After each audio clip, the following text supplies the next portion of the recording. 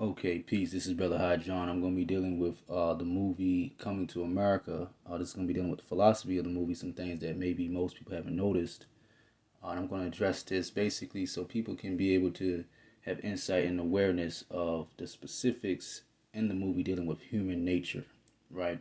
The philosophy on my page that I deal with basically generally human nature is evil or let's say unacceptable, and we have different constructs and different paradigms of which we validate human behavior, whether it's African, European, Asian, white, black, brown, or yellow. All of these different types of human genomes and phenotypes of the human species. Generally, all humans are nothing but animals, and we're going to go into the movie to give an example of that.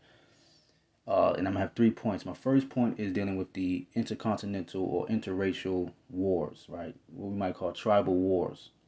Now, I want you to notice that they make it very obvious, and that's the biggest point of the whole movie, is that the African people have kings. They have kings and kingdoms, emperors and empires. They're not an uncivilized people, they're a civilized people. They're not a weak, incapable people. They are a powerful and a very self-sustaining and independent kingdom. And we've had these African kingdoms since about 8,000 BCE, maybe even before then, 10,000 BCE, and so on. We had the most ancient kingdoms, and we are the originators of the concept of kings and rulers and emperors.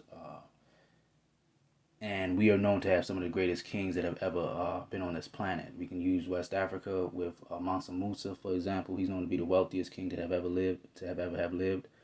We also have the greatest kings living on the in Egypt and Kemet with the pharaonic dynasties, like Ramesses III. He has the E1B1A blood, which or DNA, which shows that he has what you might call sub-Saharan African DNA.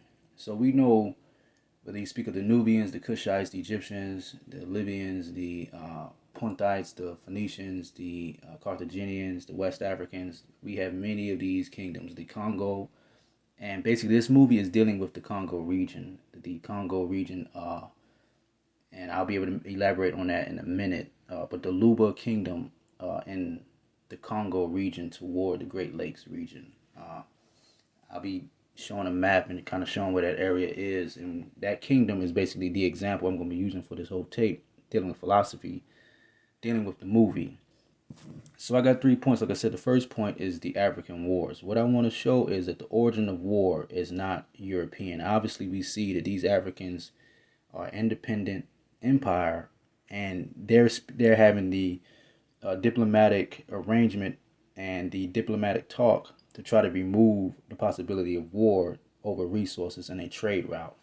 At the very end of the movie, the the warrior or the leader of the other nation that was trying to give his daughter to Akim's son, that individual that is played by Wesley Snipes, he basically says that the whole dilemma that they were dealing with was a war over the trade routes. I'm gonna come back to that point in a minute.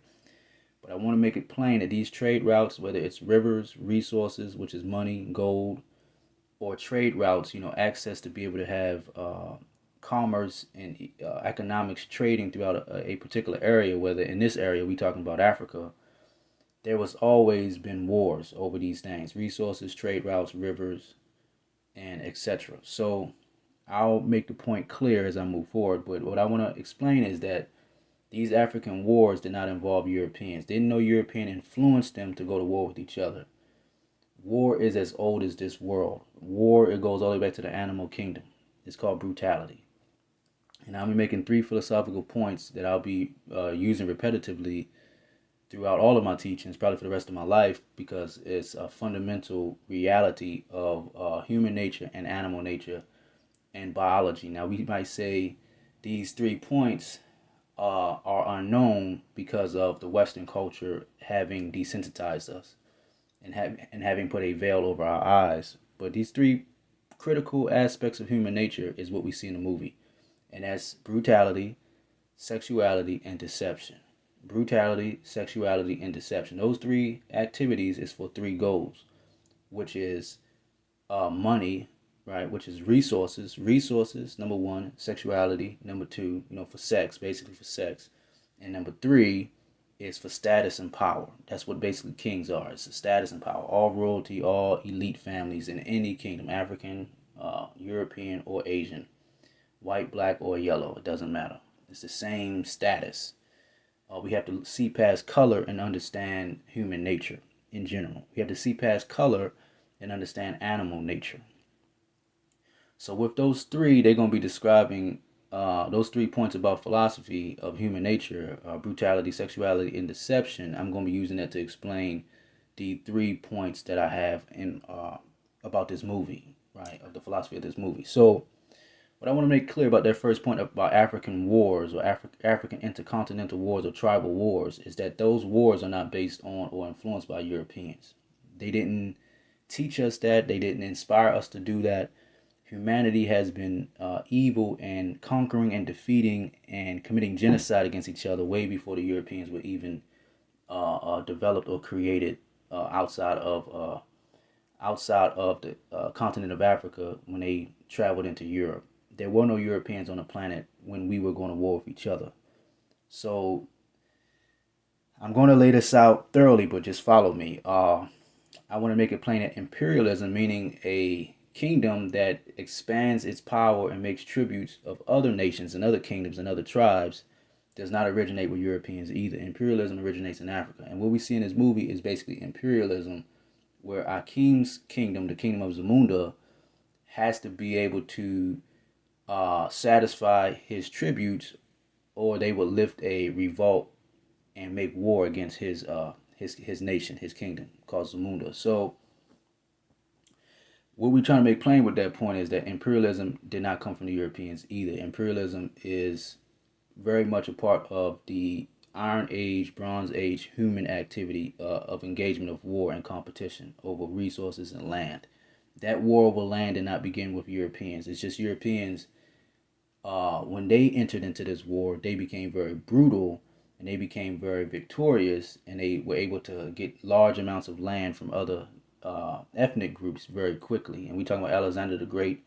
We talking about the Medo-Persians, the Medes, the Mitanni people, all of these different people from up there by Turkey and down there by southwest Europe. Talking about Greece, Macedonia, the Italians, the Latins, the Latins, and all of these other people, the Romans and so on. They were easily, because of their particular type of brutality, able to enter into this game that we call life, this game that we call this physical world, and dominate certain aspects of this monopoly board very quickly. So what you have to understand is you can't hate the player, you got to hate the game. And that's what I'm trying to tell you here. Don't look at the color, look at the activities, because the activities is the same dealing with all human nations and human ethnic groups.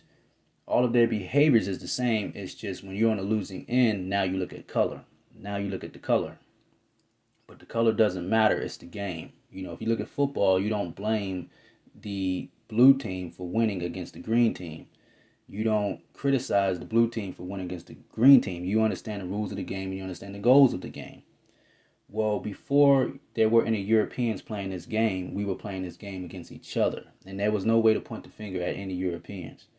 We only point the finger at the Europeans because of the circumstances and conditions we are in the modern day, modern world, where they applied the same rules of the game, which is to conquer and defeat and practice imperialism, to gain resources and power and control over trade routes and rivers and land, which translates to properties. Properties translates to trade, and properties translates to economics and industry.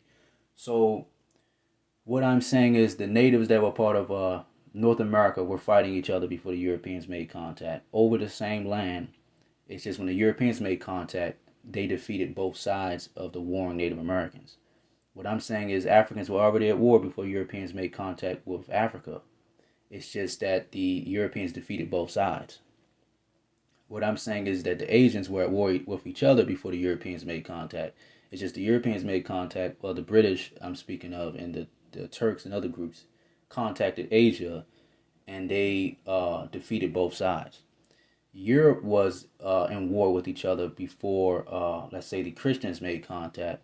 And those Europeans that were at war with each other were both conquered by the Christians, basically the Romans or the Eastern Roman Empire. So like Constantinople and so on. Then Christianity spread throughout Europe, conquering the European pagans and what we might call heathens. So the point is, we can't blame a religion and we can't blame a skin color or one ethnic group for the evils that's on this planet. We have to blame humanity. And that's what I'm bringing out in this movie, that basically the roots of the conspiring for war between two African nations is shown in this movie. What the intention of the war would be, and what it didn't show the outcome of that war, but it shows how easily we would go to war with each other over trade routes and resources. So with that point, I told you the three things that the human existence is based on is brutality, sexuality, and deception. Now, we see that King Hakim or Prince Hakim had, for the kingdom of Zamunda to protect it, he had to use deception against the other leader of the other nation, which was played by Wesley Snipes. He had to use what? Deception. Now Wesley Snipes and the commander of that nation, he had to use what? Deception, and try to trick Akeem or Eddie Murphy to get married to his family so they can have access to the trade routes. They didn't care about their children. They just cared about the trade routes being protected and dominated by one particular group. That's all. It was all just money talk. It wasn't that they were so infatuated with each other that they wanted to intermarry and intermix their peoples. They didn't care about that. They just cared about having some level of control, a balance of control between the two kingdoms. Well, so let me break down the other aspect. That's when the aspect of sexuality comes in, because that's what the kings of all the ancient world knew that they could do, is they can use diplomatic agreements based on marrying the daughters of another king, or marrying the daughters of your kingdom, marrying the sons of their kingdom, right, or vice versa. So that's when sexuality comes into play. And if that doesn't work, then it's brutality. They have to resort to brutality, because at the end of the day, when you deal with these trade routes, now we're going to use our thinking mind. Let's be highly introspective and let's think deeply about what I'm saying here. There's only but a limited amount of resources on this planet, right? There's only a limited amount of rivers on this planet. Rivers. The Niger River, the Indus Valley, the Indus River, the Ganga River, the Tigris and Euphrates River, the Nile River. It's a limited amount of rivers on this planet. We have the Mississippi River. You see where I'm going at here? So each particular landmass or nation or geographical continent has about two major rivers, one or two major rivers, sometimes three. And the human population and animal population, initially it was the animal world, or the animal population, had to war over that river and war over the resources that are in between each river, because that's what sustains the life of the organism or the animal or the human. They need water immediately, and then for the water they need to grow their crops and feed their animals, and the crops is what they use to eat and then build their civilization. So what I'm saying is, if we get the population up to 9 billion, 10 billion, the rivers cannot sustain that overabundance of organisms or human beings or even animals. So it will inevitably cause war and conflict. Inevitably. So if a king is not thinking with foresight and he allows his kingdom to expand from 1,000 to 1,000,000, he's not using foresight to understand inevitably his kingdom is going to collapse, because he cannot sustain that many people on that river. And if he lifts his population from 1,000 to 1,000,000, or let's say 20 million, whatever grand number, he does not realize he's imposing those numbers, which are inevitably to grow, against the other populations of humans that live on that river. And inevitably they will go to war. So innately in nature, with our biology, because we naturally multiply our numbers and the population grows significantly, whether it's African or European, on that river or on that trade route of where the resources that we depend on are, inevitably the nature that we have to multiply will cause what? War. So remember, brutality, sexuality, and deception. What we do then is, once we create that million number, that we get to that population amount, we then create constructs like ethnocentric theology, which means basically racist religions, where you title yourself as the chosen people, or you create other constructs based on gender or based on a variety of other deceptions and constructs, and you use them as propaganda and through your literature and your teachings, through your priesthoods or through your kings, and you give a reason for your irresponsibility, which means growing 1,000 people to 1,000,000 people to inevitably cause war. You then create a construct to say why you're entitled to that land or you're entitled to that river. You create it. So we blame Europeans for creating constructs like white supremacy or Christianity being based on being white, like that Jesus is white and God is white.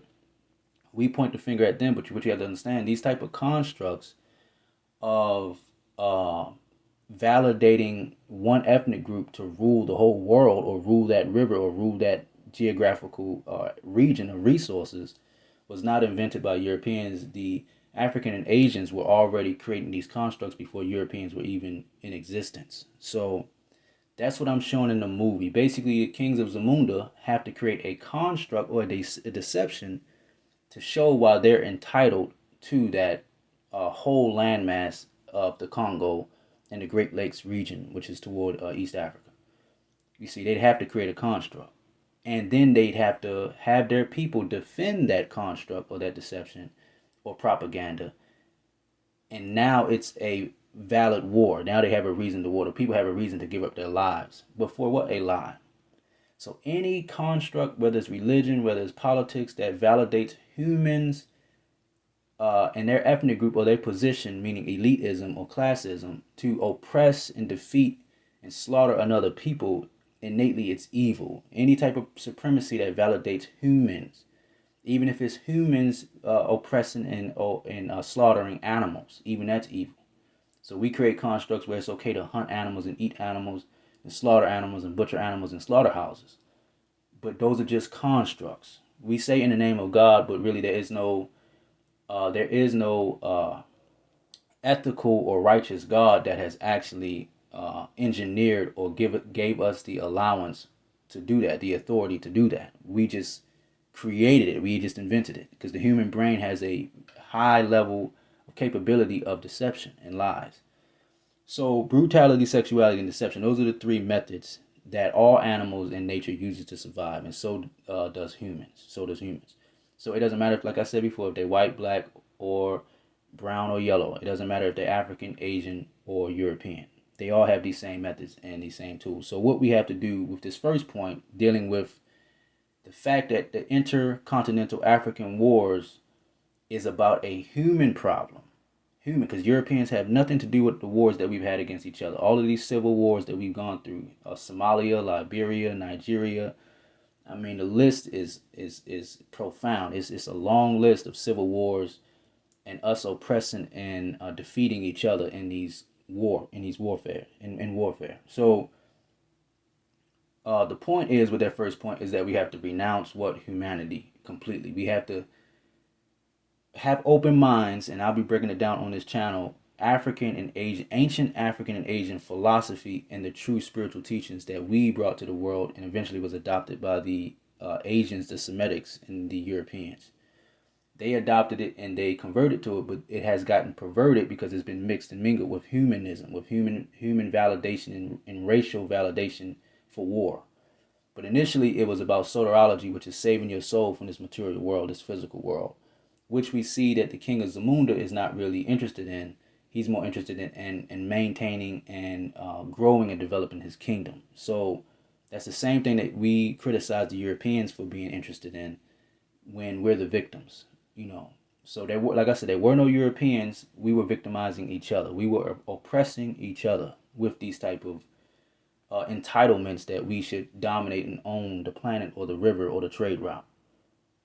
So remember, I said innately, if I have one house and I have two sons, if I give my two sons that one house, within 5 generations, my sons are going to be going to war. Their children will be going to war over that one house. Well, that is the trade routes. That is the river. That is a country. That is the continent of Africa. That is the world, the whole globe. It's one house. And initially, we just had two sons. Now we have 9 billion quote unquote sons for the sake of the analogy. We know half of them, or more than half or so, maybe women, but we were saying women or men. It's just an analogy. That one house has now become overpopulated. It's not enough space in the kitchen. There's not enough space in the bedrooms. So the sons are then forced, because their ancestors didn't have foresight, to murder and commit genocide against each other. And that's basically what we see is the movie is prying at and implying with the kings of Zamunda, or the kingdom of Zamunda, having a fight against this other kingdom. It's inevitable. And that's not just a fake movie. That is very realistic. That happened all throughout African history, and it's happening right now in Africa. So we can never mark a time in African history that was not so.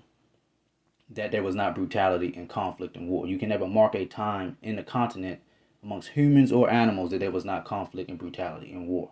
You can't find a time. So we have to reform ourselves as Africans through our African spirituality and our African philosophy, which is higher than ethnocentric and worldly values over the obsession and competition over resources and money and power.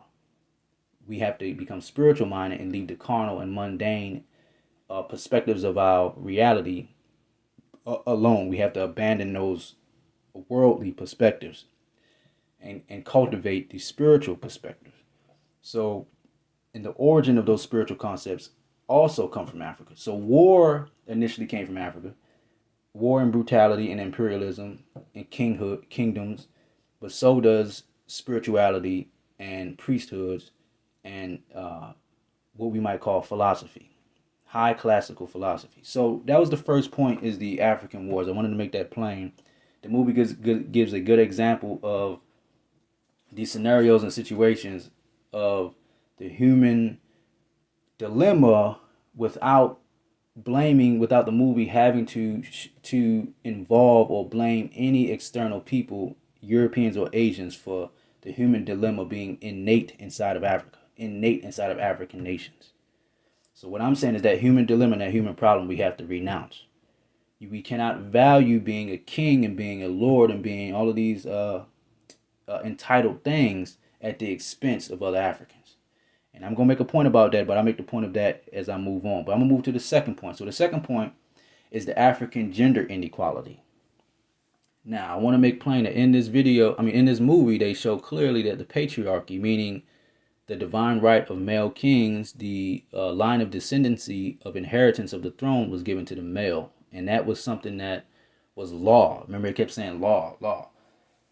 And the character Akeem, which is Eddie Murphy, that's why he initially went to America in the first place, is because it is a struggle and competition and even a neglect or a massive amount of ignoring and avoiding the reality of the positions of patriarchy and matriarchy, patriarchy versus matriarchy throughout the continent of Africa. Not in Europe. Remember, we doing this again. Not in Europe, not in England, not in Britain, not in France, not in Rome, but we talking in Africa. The divine right of most of these kingdoms throughout West Africa, especially, and the Congo, which is the point that I'm dealing with in this tape, was that the males, without any obstruction, without any objections, they rule, period. You know what I'm saying? And basically, with the first movie, Coming to America, the original movie, showed with that came out in the 1980s, they kept showing in the movie, and I'll show the captions. I'll put the captions in the description of this video. I'll show you clearly that they keep describing the queen as being nothing more than basically just a sexual companion, and basically only there to sexually satisfy the king. Meaning the king is noble, he's a ruler, he's responsible for all of these things. He's responsible for the whole kingdom. He's accountable to judge and to engineer and guide the kingdom. But the queen is perceived even by the king. His name is Jofar, Akeem's father, the actual original king. He views the queen as nothing but a sexual toy or a sexual position to satisfy the king. That's all. Meaning they keep saying that the princess that was groomed to marry Akeem, she was groomed since a child to only satisfy him as a king. And they kept implying basically just sexually.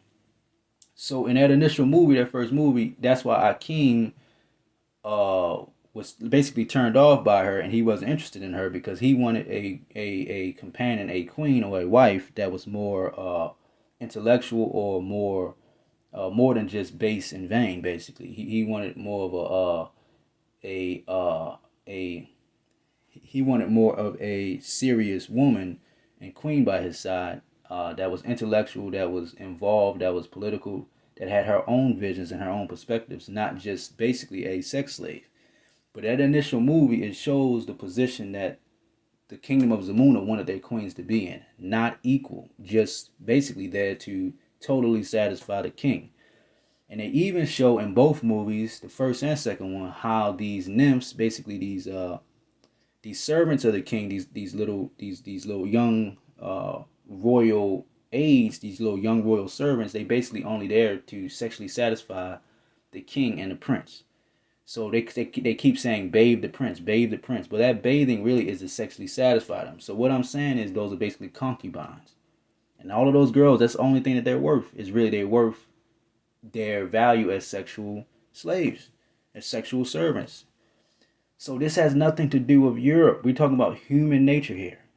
Human nature. And I'm basically, for the sake of shock value, for the sake of awakening, I'm trying to awaken all humans, especially Africans and Asians and Europeans, but especially Africans, my own race, my own ethnic group. You have to do introspection on your values. We value being rulers, black supremacy. We're kings. We was kings. We once ruled. We're going to rule again. Think about what you're saying there. You don't really even know what it means to really rule or to be dominant or to have an empire. You don't know the price of what it means to adopt that level of entitlement and that level of pride and a level of egoism. The price of that is going to ultimately inevitably be either the oppression of the males if it's a matriarchy, or it's going to be the oppression of the females if it's a patriarchy. But you can't have a kingdom without one of the genders ruling the other. You can't have an empire or a kingdom without one ethnic group ruling and dominating another. Somebody's got to always do the dirty job. Somebody's got to always do the job that no one wants to do. So it's the elite's job to enslave and manipulate and conquer their enemies, the other ethnic group, whether they could both be Africans, to be in a lower class and to serve them as if they're God, or as if they're innately greater than the other group. That's how you win the game. That is the game that we're playing. That's how you get the trophy. The trophy is the crown. The game is the game of brutality, sexuality, and deception for the goal of resources and power, basically gold and money in this world, basically to live in luxury. So this is not a problem that just exists between Europeans, whites, basically whites and Africans, or whites and black people. It's a problem that exists between humans and humans, between the French and the British, between India and China, or China and Korea, you see, or between one Native American group versus the other Native American group. You can go to any continent and you can find that it's just a human problem of war and oppression and competition between groups of humans. It doesn't matter the color. So we have to do introspection and reform and reject that human quality, that human value system.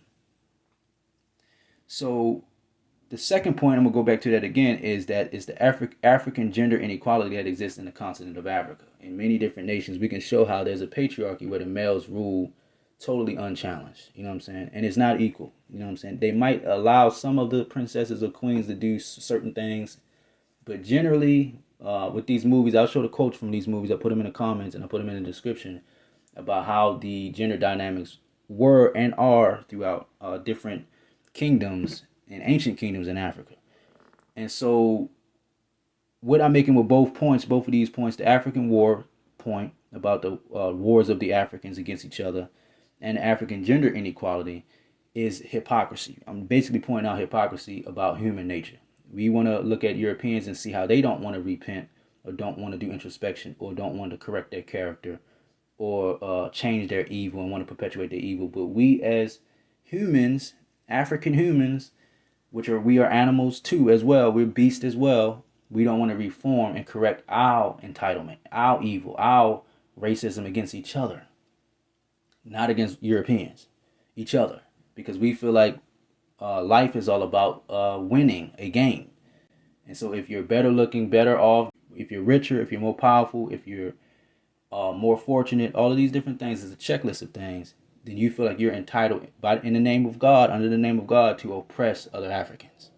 That is our legacy. That is our history. That is what an empire is. So there's no way to get around it. And even going back to the first point, I'm going to deal with the kingdom of Luba, which this movie of Zamunda is based on, because I have to assume that the movie is based on, the kingdom in the movie is based on the kingdom of the Luba, kingdom of the Luba people of the Congo. For many reasons, we know they mixed a lot of different African cultures up in the movie of Zamunda, in the kingdom of Zamunda. There's a lot of African cultures mixed up in there. We see some Ethiopian stuff, we see some West African stuff. But I'm saying basically it's centered, it's got to be in the forests, because they showed a mountain at the beginning of the movie. The mountain zooms in and it goes into this kingdom.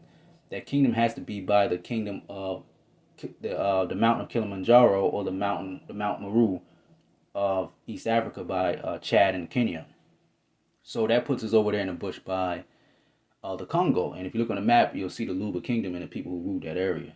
So that's what I'm basically going to make synonymous with the kingdom of Zamunda, the Luba kingdom. And we're going to use the Luba kingdom and all Congo people's kingdom. And historically, I have a quote here. I want you to read it on the side of me. But basically, that quote should make it plain to you to show the oppression, enslavement, rape, and genocide that was committed against the Batwa and Pygmy people, the Aboriginal and Indigenous Congo people, by the other African groups. Specifically, we're talking about the Congo groups. So the Luba Empire, basically, we were saying in the movie, which is really Zamunda, Luba, same kingdom, they enslaved and oppressed and raped the Twa and Batwa people. You see, this is a historical fact. They oppressed them. So there's a long history of one ethnic group in Africa, one African group enslaving and oppressing the other. For what? For land, resources, and for power, for the trade routes and for the rivers. So it has nothing to do with it being a European nature. They're not the culprits. It doesn't origin with them. It's human nature. So what we have to do is reform our evil human nature and do as the Africans, the elite spiritual Africans have told us and have revealed to us. Renounce this physical world. Renounce humanity. And that's the theme I'm going to be repeating in this on this channel throughout the future, ongoing. So that's something that we have to learn and have to remember, how to reform ourselves and ascend back into the spiritual worlds of which we came before we were in this human world. And I'll be unpacking that and dealing with that very thoroughly, very specifically. But this movie is a perfect example of scenarios where we see this type of oppression and competition between Africans was very real, and is very real to this day. You see, so it's human is where we need to criticize, not European versus African or European versus black, but humans is the problem. Humans, you see.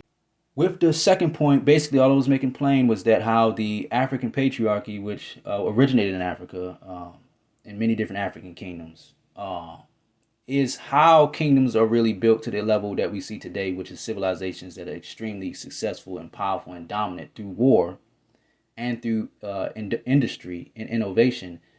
That's that male or patriarchal power that comes with the dominance of the males taking control and guiding and ruling a nation.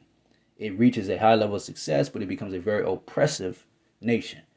Now, the matriarchy problem with that is that it's almost like it stays stagnant and it stays on the same level.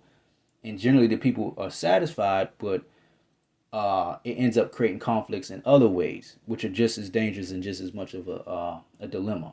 So we're not talking about whether it should be the males ruling, which is a patriarchy, or the females ruling, which is matriarchy. We don't want neither. Because innately human nature, I said, is brutality, sexuality, and deception. And there's going to come a price. Somebody's going to be oppressed. Somebody's going to get the blunt end of the stick. Somebody's going to get oppressed. So in this movie, we see that in the first movie, the queens, which is the highest throne that a female can reach in their kingdom, is nothing but basically a person that's basically a sex mate. That's it, just there for sex. I mean, they make it very clear and they imply it many times that a king should just be content and satisfied because she can totally sexually satisfy him. So that's all he need to be worried about for his queen. That's it. That's what she was trained. That's what she was trained for and groomed for from a child up into her adulthood.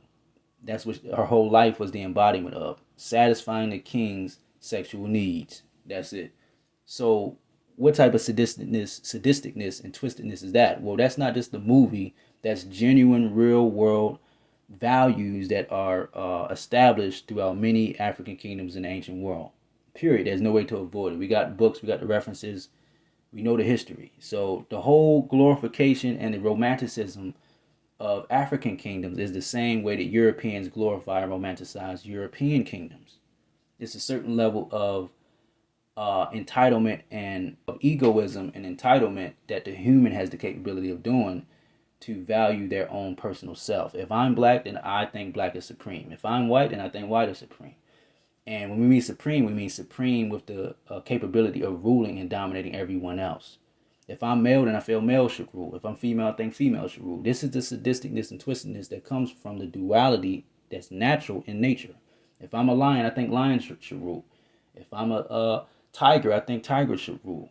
This is the twistedness. So we have to renounce that ego, that false illusion of who we think we are, and with this human capability we have of having a neocortex, try to ascend to higher spiritual states, engineer society and civilization to higher states, and to renounce and reject the human egoistic state, which really is the individual trying to rule the world.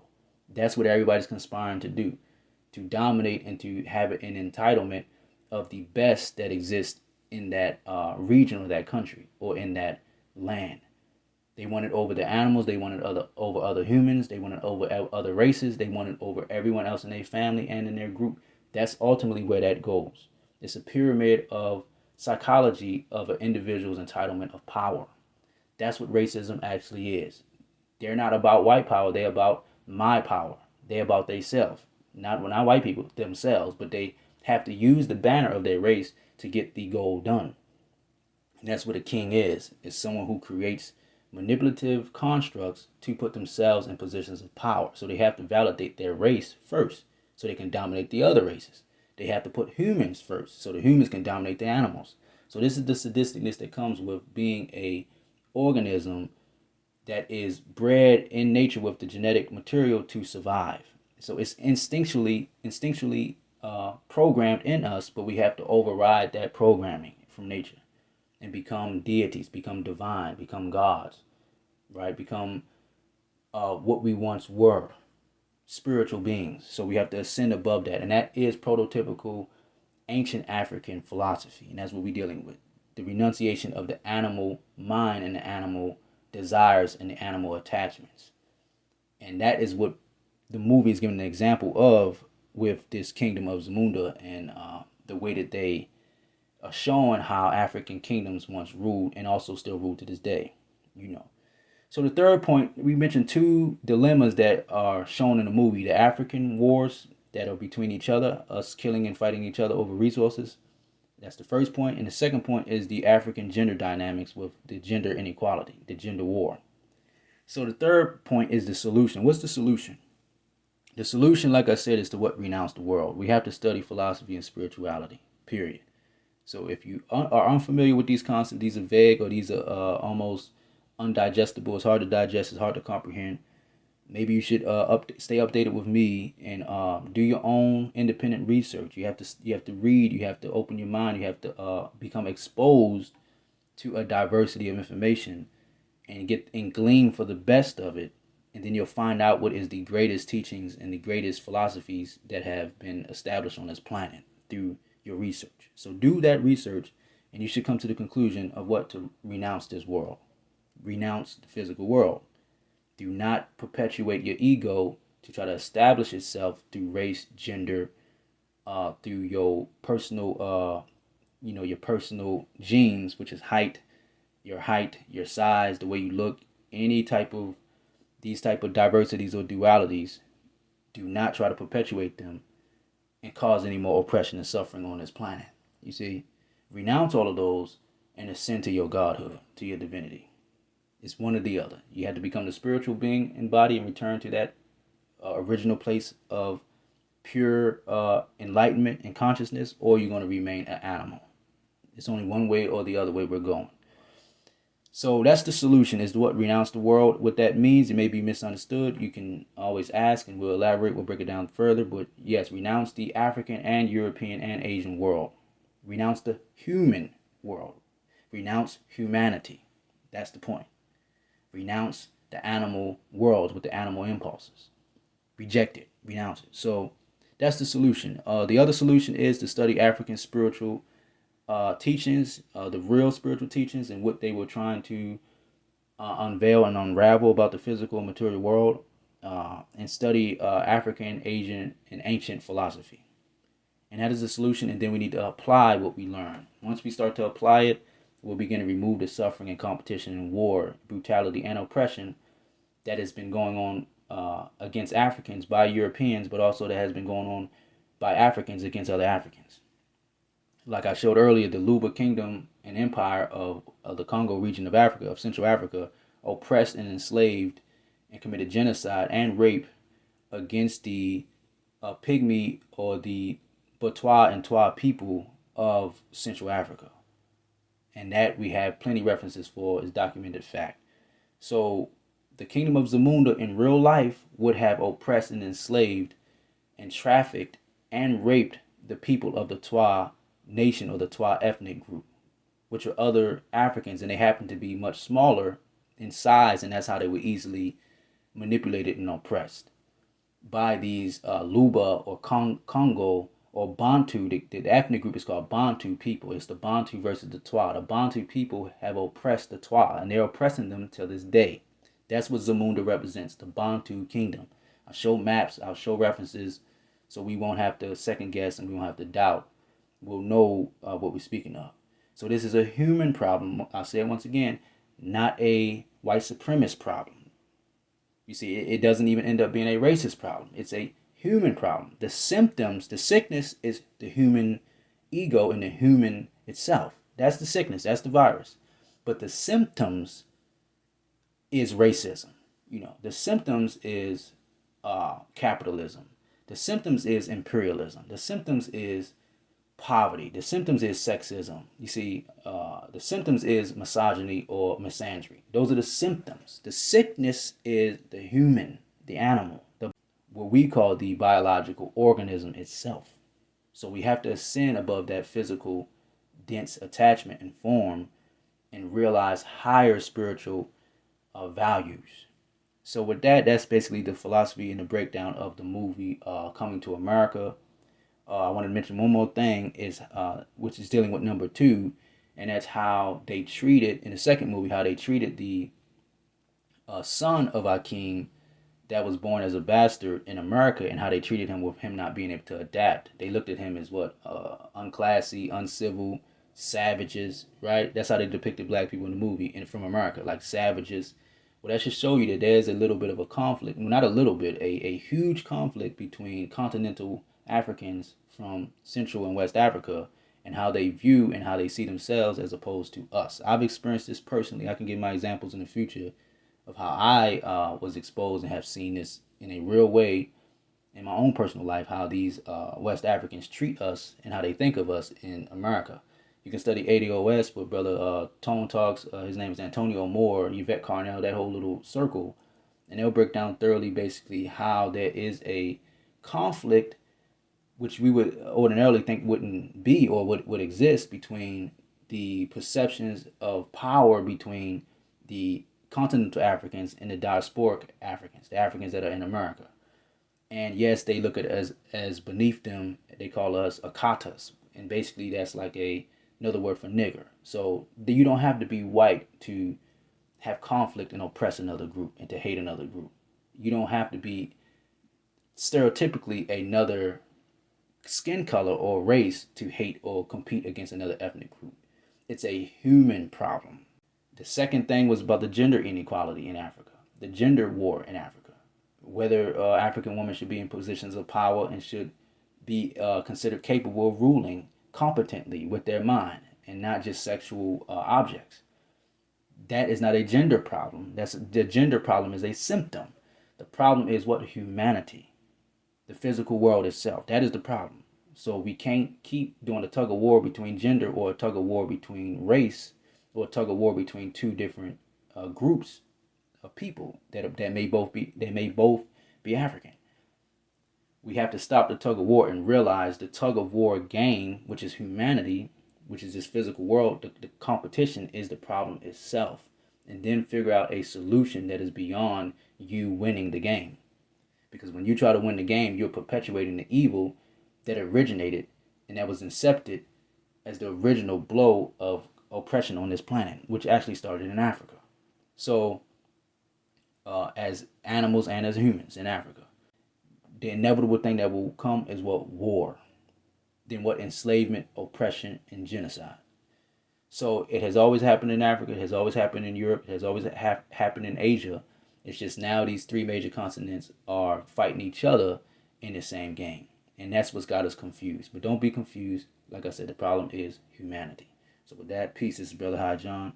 I'll be breaking down more videos soon. I'll be dealing with the spiritual aspects of this movie and the metaphysics of this movie as well, because that will go into African spirituality and our cosmology, our religious systems. So with that, hopefully you'll catch that video. Subscribe. I'll hit you all up soon. Peace.